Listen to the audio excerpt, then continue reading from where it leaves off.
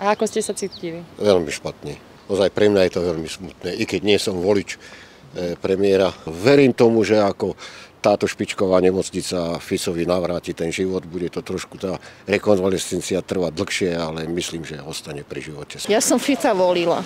Áno, mňa sa to dosť dotklo. To v spoločnosti, hej, to napätie, tá frustrácia ľudí proste narastá.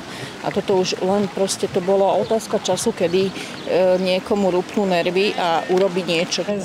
Tényleg nagy tragédia Szlovákiának. Sajnáljuk Ficot, hogy ez történt vele. Ezt senki nem számított, hogy ez történik.